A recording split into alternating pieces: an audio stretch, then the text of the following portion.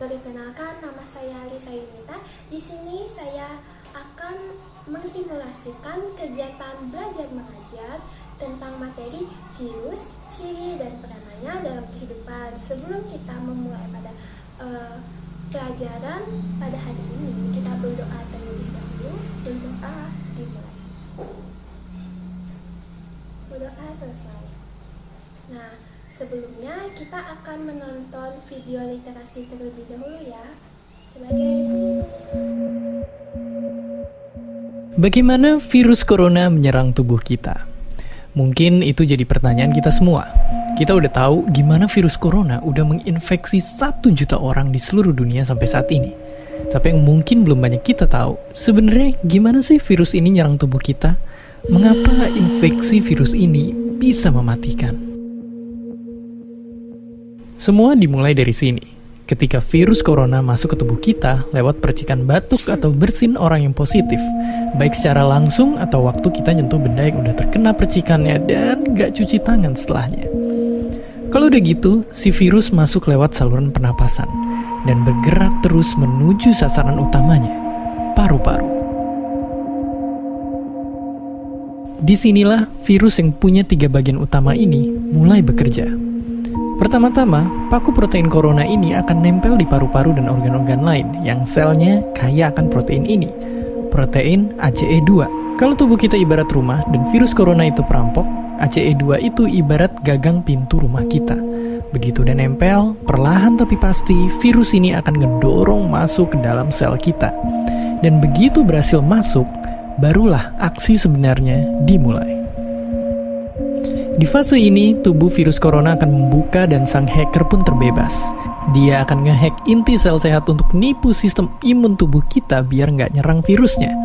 Dan sekaligus ngebuat inti sel jadi memproduksi cikal bakal virus corona baru.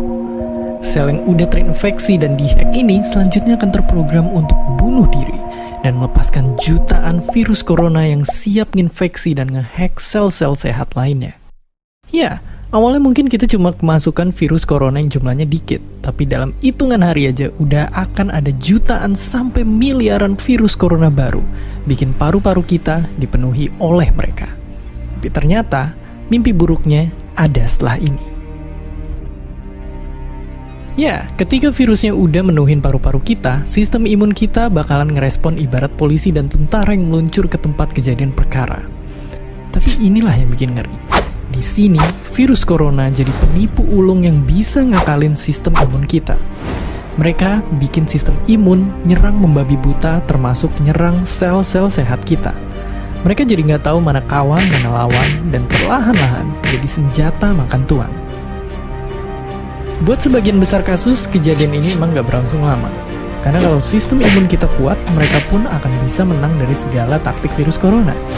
Tapi terkadang tubuh kita sedang lemah, dan kalau udah gitu efeknya bisa parah. Kita bisa kena radang paru-paru akibat sel sehat di sini yang udah nggak bisa nahan bakteri pneumonia. Malahan buat kasus yang kritis, bakteri ini nggak berhenti di sana. Mereka bisa masuk ke aliran darah dan akhirnya nyerang seluruh tubuh. Kalau udah begini, bernapas saja bakalan susah banget, dan hidup kita ada di tahapan yang sangat kritis.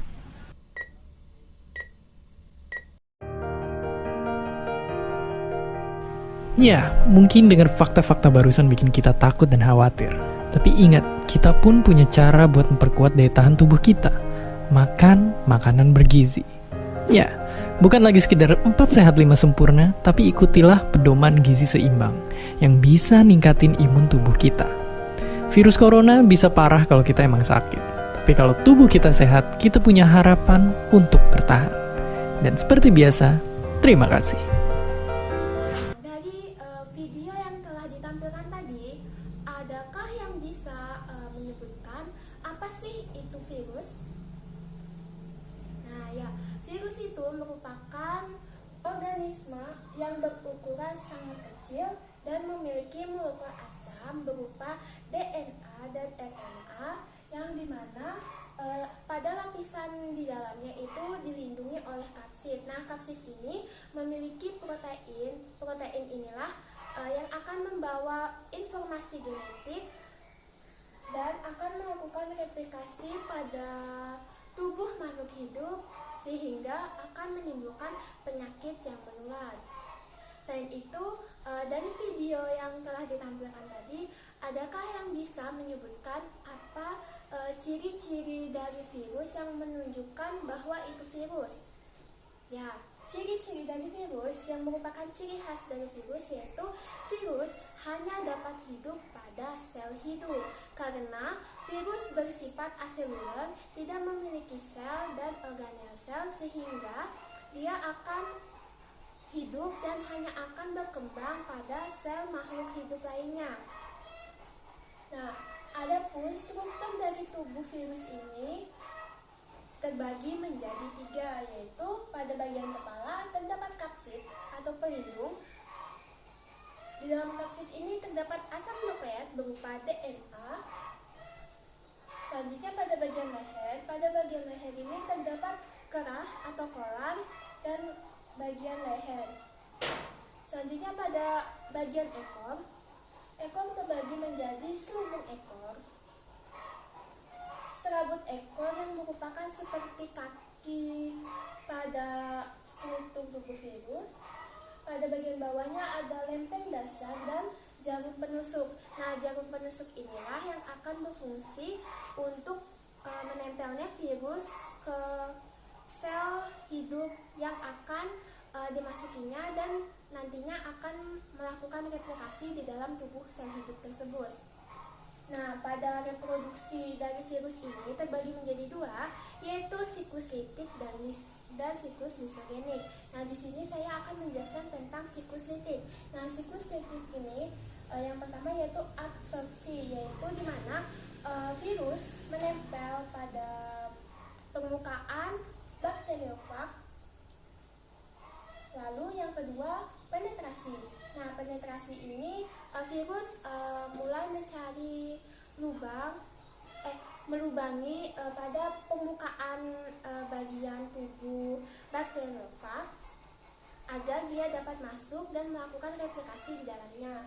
Yang ketiga yaitu sintesis. Nah, sintesis ini virus akan membentuk bagian kepala, leher, dan ekor. Nah, yang ketiga yaitu perakitan. Nah, perakitan ini setelah melewati pada fase-fase sebelumnya, perakitan ini akan membentuk kepala, leher, dan ekor menjadi satu kesatuan yang utuh. Setelah itu yang terakhir yaitu lisis. Nah, setelah terbentuknya perakitan sehingga dapat disebut virion. Nah, virion ini akan melepaskan diri di dalam tubuh bakteri sehingga dia akan melakukan replikasi lagi pada sel hidup lainnya sehingga dia akan memperbanyak dirinya di dalam sel-sel hidup lainnya. Nah, selanjutnya ada kasus-kasus yang disebabkan oleh virus. Yang pertama yaitu virus HIV. Virus HIV ini akan menyebabkan penyakit HIV. Yang kedua, virus DBD. Virus DBD ini akan menyebabkan penyakit DBD atau demam berdarah yang diakibatkan oleh nyamuk. Yang ketiga yaitu virus cacar. Virus cacar ini akan menginfeksi pada permukaan kulit sehingga menimbulkan luka-luka. Yang keempat yaitu virus rabies. Nah, virus rabies ini biasanya pada binatang, yaitu pada binatang anjing. Nah, misalkan kita tidak sengaja memegang atau terkena air lidah dari anjing yang terinfeksi rabies, maka virus itu akan menyebar ke manusia. Selanjutnya, virus influenza. Virus influenza ini yaitu terjadinya penyumbatan pada organ hidung, pada bagian organ hidung ini sehingga akan menimbulkan lendir yang biasa kita sebut itu ya virus. Nah, selanjutnya virus hepatitis. Virus hepatitis ini biasanya akan menimbulkan penyakit hepatitis. Nah, penyakit hepatitis ini terbagi menjadi hepatitis A dan hepatitis B. Nah, ini merupakan virus corona. Virus corona ini sangatlah booming di masyarakat kita sekarang karena tidak hanya terjadi di Indonesia tetapi seluruh dunia mengalaminya. Nah, virus corona ini akan menginfeksi manusia melalui udara, percikan air liur atau batuk dari orang yang terinfeksi virus corona. Nah, maka dari itu virus corona ini penyebarannya sangatlah cepat.